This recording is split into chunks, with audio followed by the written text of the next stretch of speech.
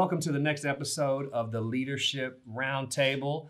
I'm your host, Matt Anderson. I'm here today with Dr. Conway Edwards as we're jumping in, and we're excited to have you with us today. Today, we're going to talk about a topic that's huge. It's called 6 things that every leader must be doing. 6 things, 6 questions to identify you as a leader. How far are you pushing the ball forward? Pastor Conway, how are you doing today? I'm doing great. Can't believe we get to do this again. Thank you for all of those who are listening to us. It is an honor, really is, that we get to share a little bit of insight of what we've learned so far on our leadership journey. So really looking forward to it. So let's do it, man. Let's make it happen. We are passionate about leaders and growing as leaders. So today we're going to roll through 6 things, 6 questions you should be asking yourself as a leader to know how well you're doing. Number 1, the first question we got to ask, the first thing we got to do is number 1, say, this is all about self-awareness. Am I the right leader? What in the world does that mean? Am I the right leader? Of course I'm the right leader if I'm here, right? Absolutely. They're directional leaders, they're strategic leaders, they're operational leaders, they're relational leaders. So you need to ask yourself, am I the right leader? Basically, you need to ask yourself, am I a number 1 leader or a number 2 leader? Number 1 leader is the leader who sets the vision, inspires the group of people to accomplish this great goal. The number 2 leader is the leader who comes alongside that number 1 leader and helps them flesh out what God's calling them as a team to do. Part of the challenge is, Matt, that a lot of times you've got number 2 leaders wanting to be number 1 leaders, and then they not only hurt themselves because the pressure is too great, they also hurt anybody associated with them. And so you really have to ask yourself and answer the question, am I a number 1 or a number 2 leader? And you've got to get people who love you around you, who have seen you in ministry, to help you discern whether or not God has given you that kind of capacity to be a number 1 leader or a number 2 leader. I got questions for that. Oh, come on. So I'm sitting here, I'm leading, and I ask people who love me. Right. And I discover I'm a number 2 leader, but I'm sitting in a number 1 chair. What do I do if I'm a number 2, but I'm in a number 1 seat? Well, if you're a number 2 leader, you can be a number 2 leader, a number 1 leader up to a certain capacity, and then a number 2 leader beyond that. So it depends on the environment that you're in. It depends on what you believe God's asking you or that organization to lead, the complexities of that, how many people are involved in that. Because oftentimes a number 2 leader can lead up to a certain amount, and you've got to discern, am I at my peak capacity?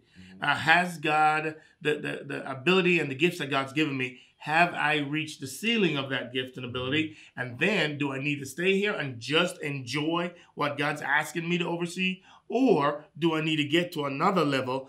And if I'm going to do that, then I probably want to find the best number 1 leader I know, the healthiest number 1 leader I know, and then go support them if you believe that's what God's asking you to do. My next question, if I'm a number 1 and I'm under a number 2. Oh, that's good.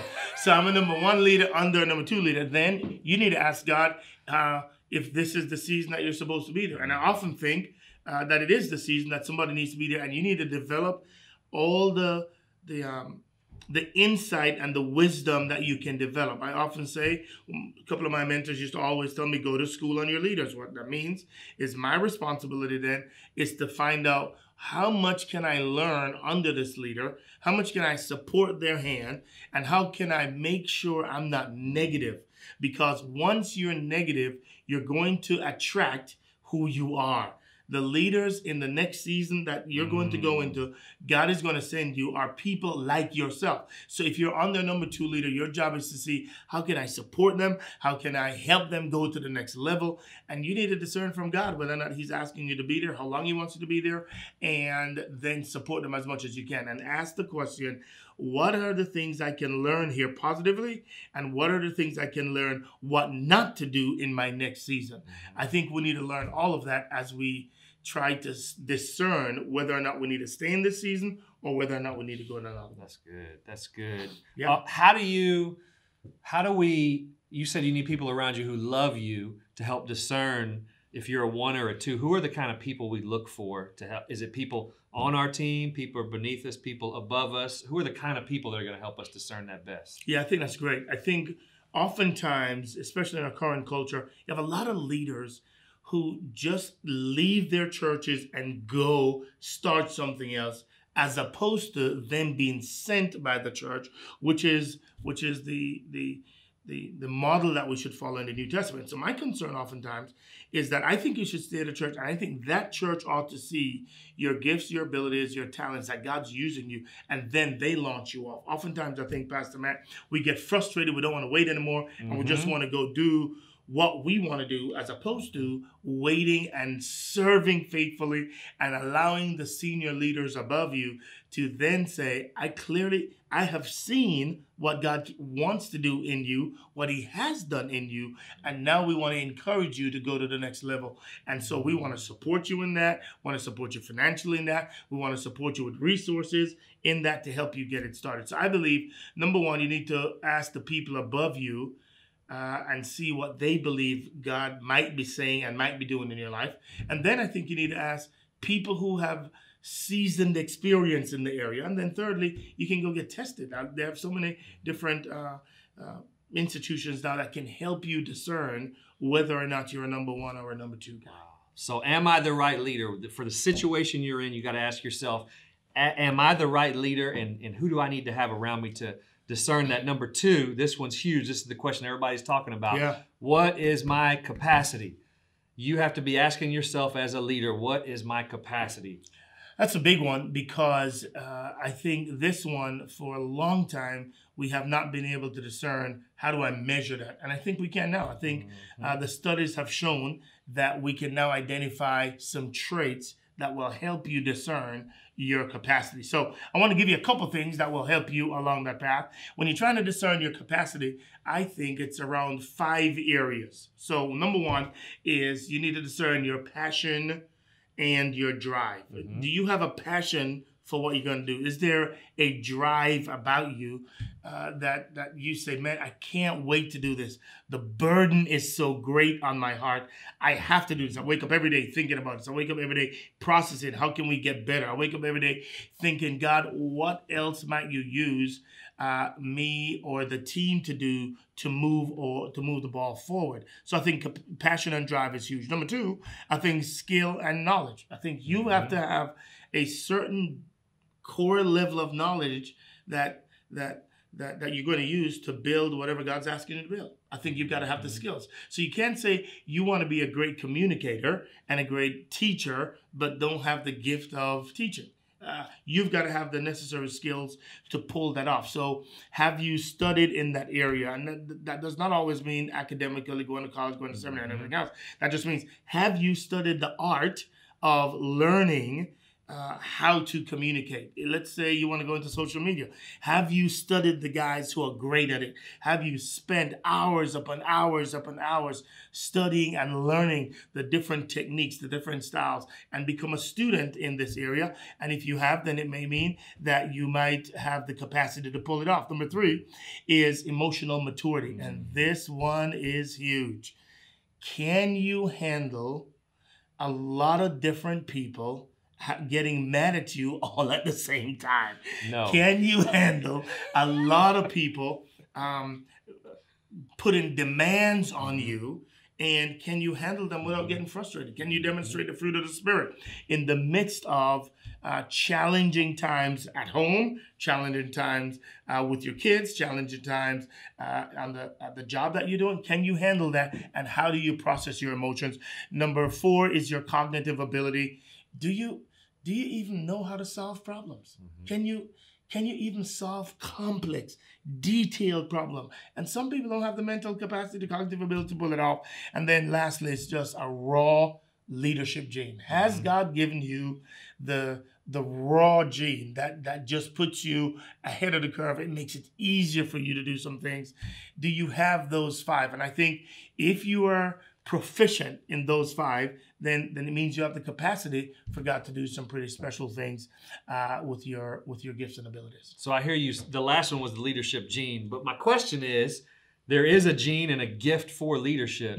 My question is which which one of these 5 things, and we're going to have them all in the show notes for you, but which one of these 5 things can I work on, can I develop, can I grow, can I build myself up in if I don't have a lot of capacity? What's in my control versus what's out of my control? That's a great question.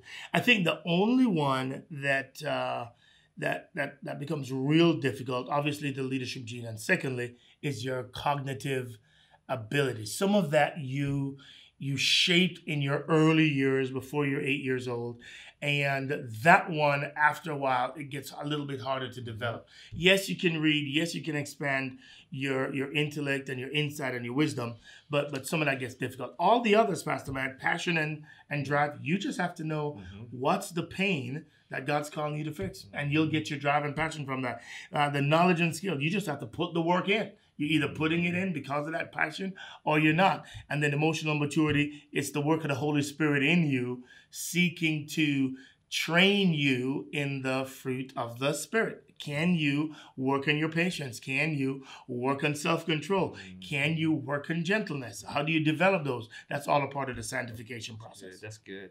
I hear so many leaders wanting to expand their capacity and saying that catchphrase, I want to grow, I want to expand, I want to be able to do more. And I just wonder how much of that can we learn and grow in versus what do you just have? No, that's good. That's good. But there's a second part to this that I think is pretty intriguing. So one is your capacity. How much can you handle? The second piece of this is your trajectory. How high up an organization can you go without losing your mind, really? And that's the part where it gets a little more complex. What's the trajectory that you might be on? And I think leadership development teams need to master this one, because you can get to see the trajectory of some young men and women really, really early if we know what to look for. And so there are 3 questions that determines your trajectory. How high up? Can you become a leader of a global institution? Can you become a leader of a local church? Can you become a leader of a multi-site campus? Can you become a leader of a national leader that's leading? And I think the 3 questions you have to ask is, number 1, how far can you see? How far into the future can you see? Can you only solve problems that are here today? Can you only solve problems for the next month? Can you look down the path 3-4 years from now and say, we can make the moves today that will slowly get us to turn the ship, to lead us in another direction?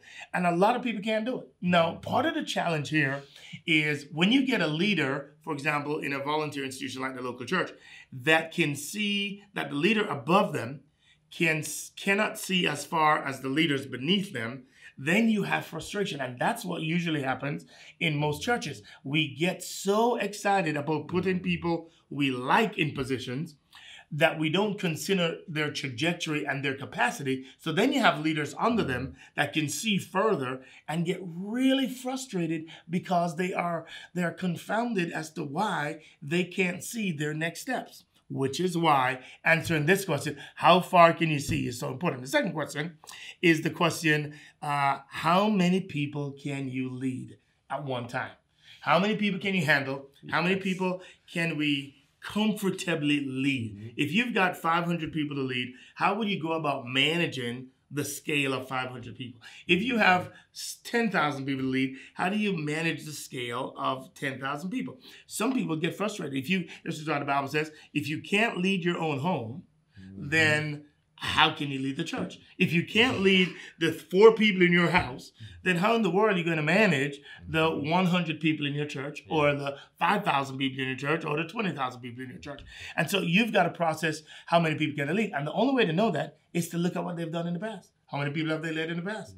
Do they eagerly look forward to leading more people? So great leadership developers are looking at how many people have they led in the past and how did they handle that? And then how many people might they lead into the future? And then the last question for trajectory is the complexity of problems that you can handle at one time. And boy, this is a big one.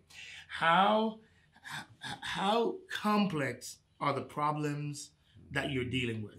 For some people, they can only deal with one problem at a time. For others, they can deal with 10 problems at a time.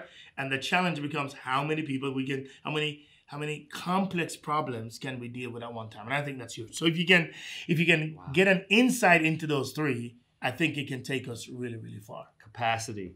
That's huge. That probably could have been a whole podcast. It really could. And we'll probably need to go back to it sometime. All right. So number 3, the third question to ask is, who do I have around me? Every leader needs to be asking the question, who is at the table? Tell me about that. Yeah, I think that one's really, really huge. And I think it is because every person is a sum total of the 5 people closest to them. What that means is who you have around you is extraordinarily important and healthy for the future of your church, the ministry, or whatever organization you're trying to lead. So I think the people around you now determine how high you will ultimately go, how successful you'll be, how significant the ministry will be. So I think the question most people forget to ask is do I have the right people in the right chair? I think that's a huge one. I think if you have the wrong people, or if you keep the wrong people in the wrong chair too long, then you're holding the organization back. And I think leadership boils down to who do you have at the table that's helping you accomplish what God's calling you to do. And Pastor Matt, I'm telling you, this is the part that challenges me the most. It is, do I have the courage to make the difficult choice of removing somebody, the courage to make the difficult choice, to see that it's not working and tell yourself the truth about it, and to have difficult conversations with people that are your great friends, that it's just not working out. Right.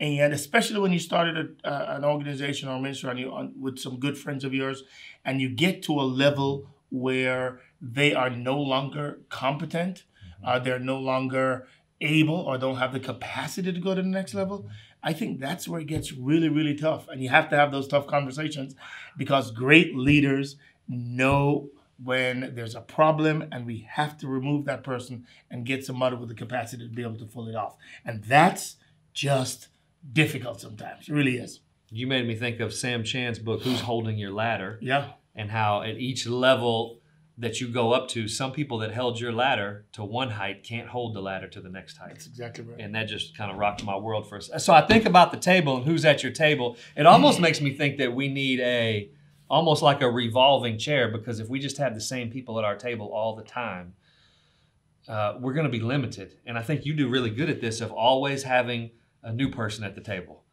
Yeah. Well, I just think you never know when life is going to happen to one of your key leaders. And so you almost must have a pipeline where you're getting new leaders in and you're developing and you're seeing where they are and you're seeing their trajectory that they have and you're seeing their character and deeply what's inside. So I just really believe that it's important for us to always have people that you're developing, because you never know what God might allow to happen to any one of us. So we've got to prepare for my exit. We've got to prepare for yours, and always have people in the pipeline to help us out there. Wow. So let's just say, real world, we're starting a new ministry at our church. Let's say we're starting singles, young adults ministry. We want to reach this new generation.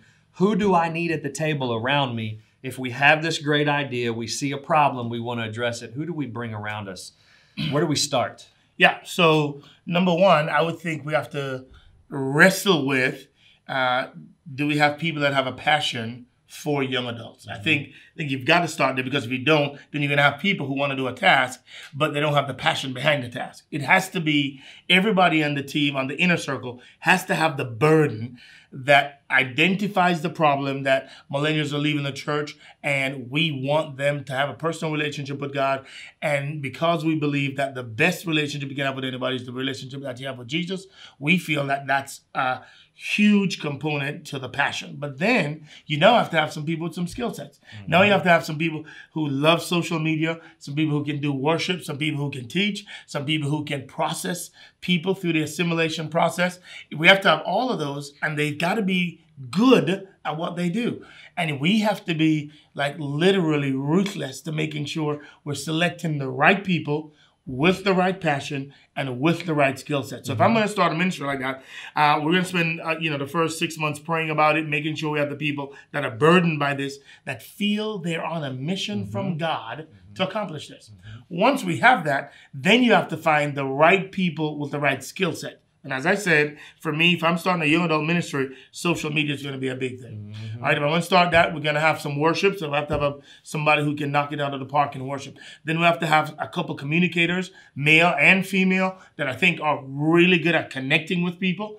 And then we have to have somebody who can assimilate people, somebody who can put them in groups. So now I've got about 6 people who's got to be really, really good at what they do, which means I'm not going to start it until I have a number of those right people around us who can own it and then who can run with it as we get started. So I think that's what I mean when I say you have to have the right people with the right passion, the right people with the right calling, the right people with the right skill sets to pull this off. Is there an ideal size for what's too small or too big? Or is that even the right question? No, I don't think that's the right question. I think you start in your home, and if the pastor is allowing you, if it's a larger church, to have it as a part of the church, then you spend a lot of time on the front end making sure that people have the vision and the burden for why we must solve this. And I don't think you start until you have the right 20, 30 people around you that really feel called to this community to make a difference for them. I think if you start it just because you're excited about it, but you don't have the passion, then it will only last a certain amount of time. And once somebody gets married and they think, okay, I'm done, I'm out of this, then it's going to be something I do in this season, but not something I'm called to. If you're called to it, then even when you get married, because you still love your adults and you still want your generation to experience what you've experienced in Christ, then you, no matter the season you're in, you'll still be passionate about it. Wow. Make sense? Who do I have around me? Who's at the table? That's number 3. Number 4, the fourth question you should be asking yourself as you grow as a leader and as you recruit new people on your team is this person or this position a project or a product? Who am I looking for? I love this question. This question is one of the most challenging ones that we have to ask every time we seek to develop our leadership pipeline. And that is, am I looking for somebody that's young, that has great upside? Am I looking for somebody that's seasoned and can come and steady the ship? Who am I looking for this particular position? And I think this one's huge. I think both of them have their pros and cons.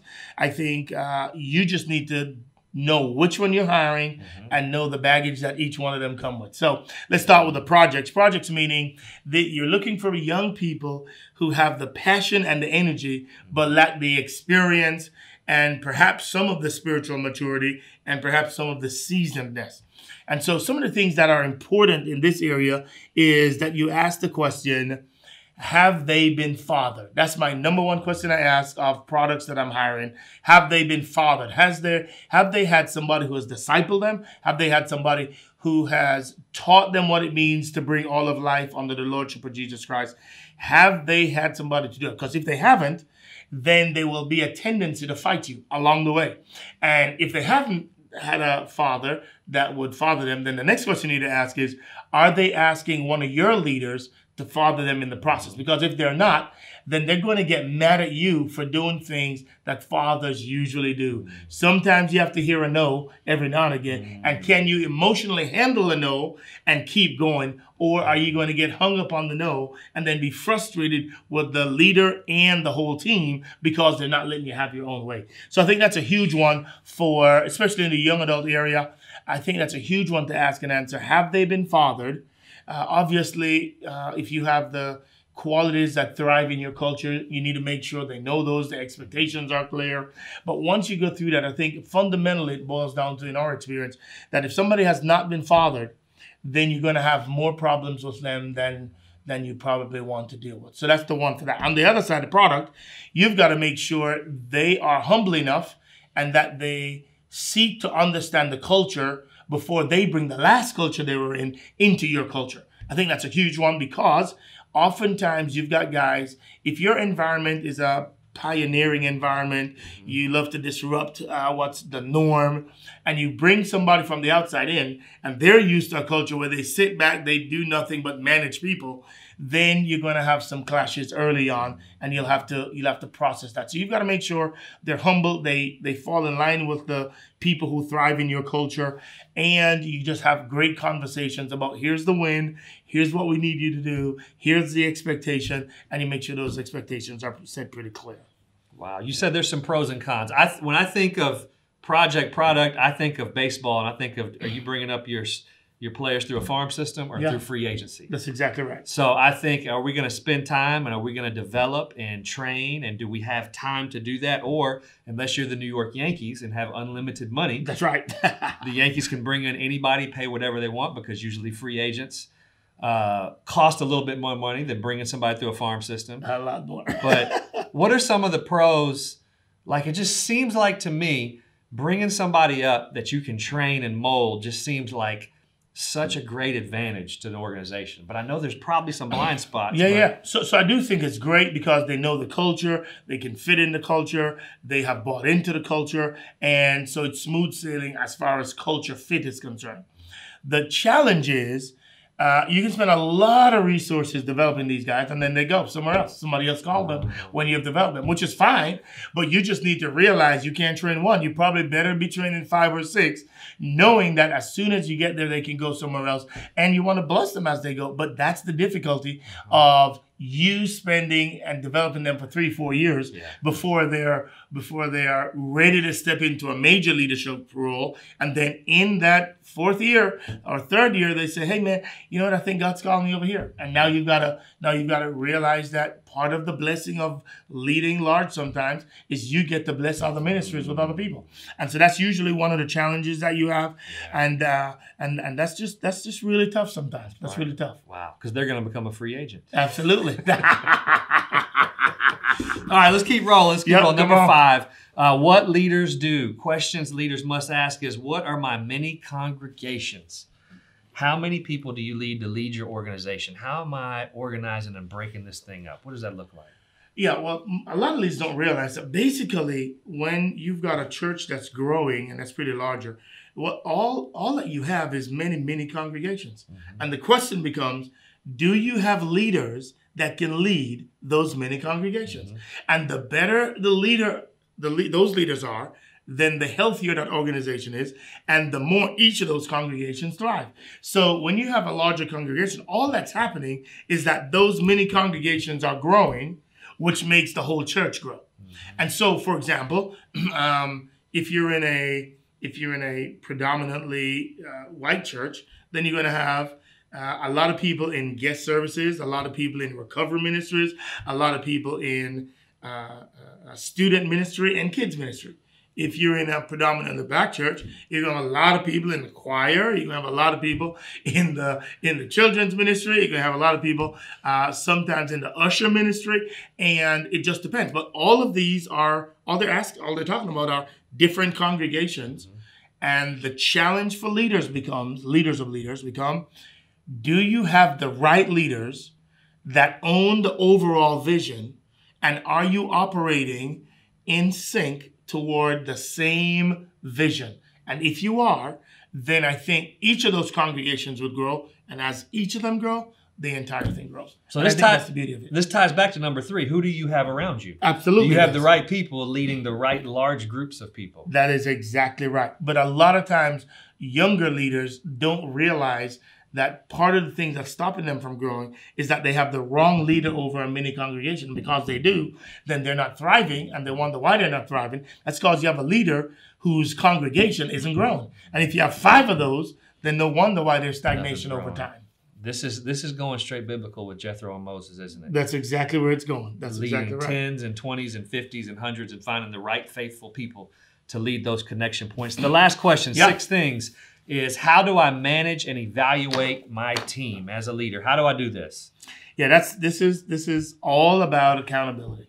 It's all about you have set the win clear, you have set the goals to accomplish that win, and the expectations clear. You've set the culture. Everybody knows the culture. Now the question is, every week, every month, are you accomplishing the things that we have set out to accomplish? Is everybody moving the ball forward? And if you're not, then just have a great explanation as to why we're not. And so it becomes, at the end of the day, it becomes, are you simply doing what you said you're going to do? And are you accomplishing the goals that you said you were going to accomplish? And this is where we have to have one-on-one meetings. This is where conversations get real tense. This is where a leader and a manager hang out, and we just talk about, hey, man, This is where I see it. This is what you said you were going to do. This is what the results and the facts say. Help me out. Why are we not there? And if they say, okay, we're not here now. Here's why I think we're not there. Here's what we're doing to get there. Then I think you're progressing well. If you have 6 of those back to back where we're not moving the ball forward, then we need to go back and have a hard conversation as to, are you a number 1 or number 2? Mm-hmm. We have to have the hard conversation of, do we have the right people around the table? We have to have the hard conversation about, hey man, where are you at in the process? Because I thought you were number 1, but maybe you're not. Let's have a difficult conversation about that. We're going back to 3 again. Do I have the right people around me? That's exactly right. That's why we live there so much. Do we have the right people around us? Are we discipling them? And are we telling them the truth about their character, their skill sets, their abilities that God has given them? And then every now and again, you get these difficult conversations that you have. Mm-hmm. When somebody does, something that's not appropriate, and you have to have the decision. And that's where we use what we call the SBIs, which is where you talk about the situation. Then you talk about how the behavior, what their behavior is, and then how that behavior has impacted other people. And I think that's a great way to keep it away from personal attacks. Mm-hmm. That's a great way to keep it to, this is what we said we're going to do. And when you don't perform at the level you're supposed to perform, here's how it impacts students, not only at our church, but in our community.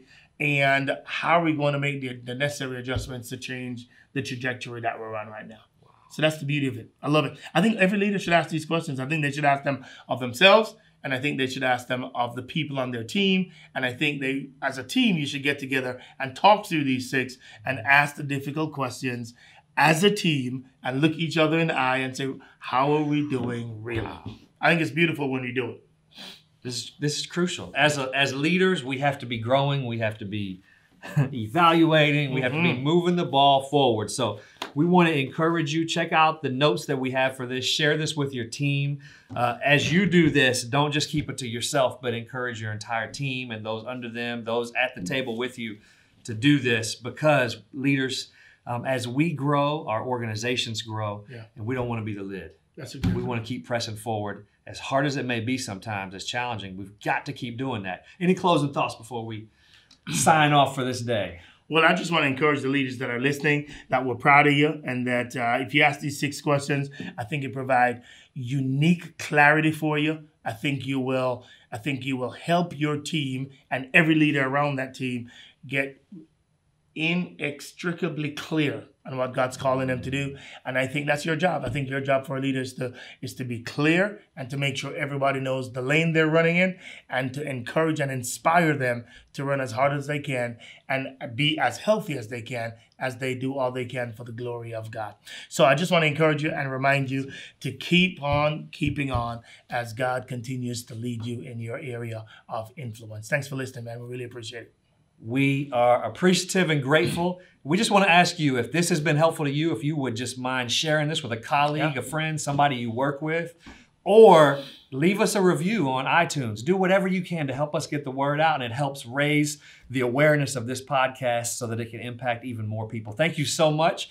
We look forward to seeing you at the next episode. Bye. Thanks, guys.